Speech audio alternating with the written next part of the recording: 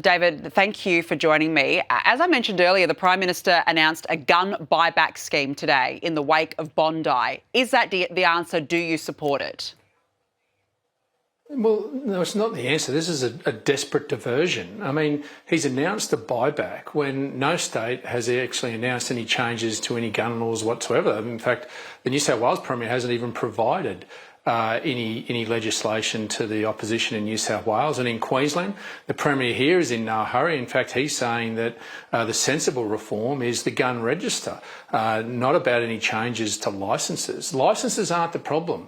It's the Islamic extremists in this country that have been allowed to permeate and allowed to set up in Australia and that have been able to flourish for the last 2.5 years when the warning signs were there. And they started on the steps of the Sydney Opera House and they just escalated. And, you know, to hear Joel Fitzgibbon, I mean, that was one of the most weakest responses that I've heard. I know Joel, and I know he'd want to say they got it wrong. And you know what?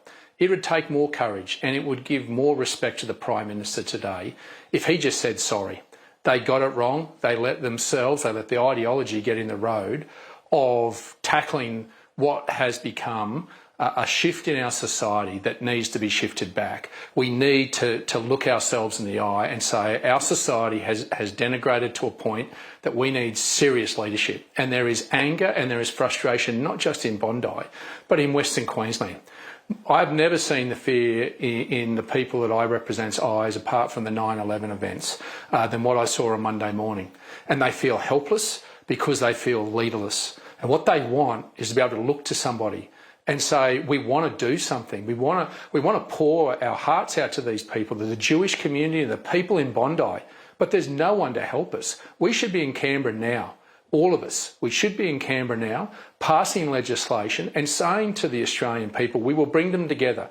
We've looked ourselves in the eye and the Prime Minister should say sorry, that he got it wrong, and we should get on with the job of saying to the Australian people, we will bring you together because we will keep you safe and we will cut this cancer out of our society that has been allowed to fester because of what has been imported into this country and what is allowed to be spewed out of preachers from the pulpits across Sydney and Melbourne unabated.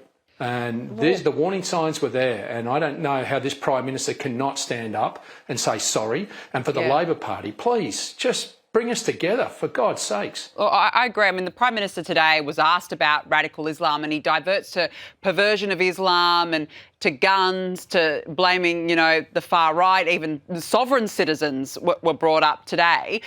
What does tackling radical Islam look like in your view?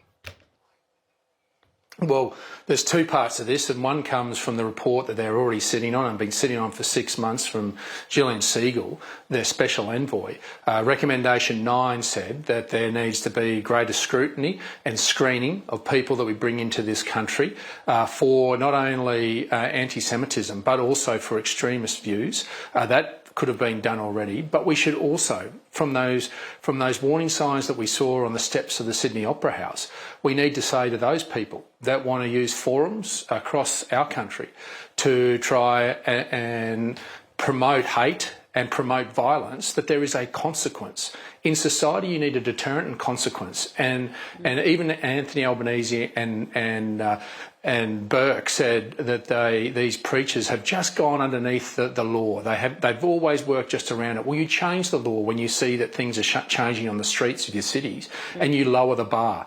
And if they have dual citizenship, you send them to the country that they've got the other citizenship with, or if they don't have, you get them out of here as quick as you can. And those that are Australian citizens need to be isolated from society so they can't permeate that hate. They need to be isolated away so that there's a consequence and a deterrent. It's not rocket science.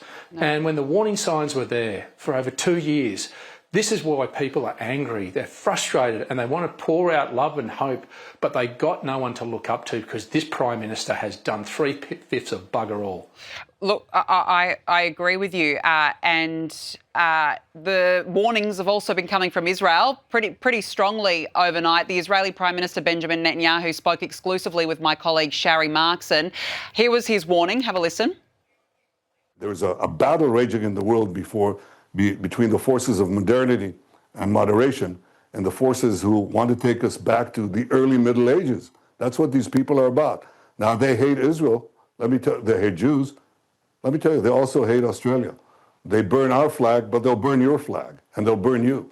So understand that they're against our common civilization. Strong words there. What do you make of his intervention? Well, he's spot on. And if you look at some of the people that marching across the bridges of Sydney and Melbourne and Brisbane who have alternate lifestyles to many of those that they're walking for, I suspect that what they don't realise is that if their way of life takes over here, then their way of life is going to be seriously impinged.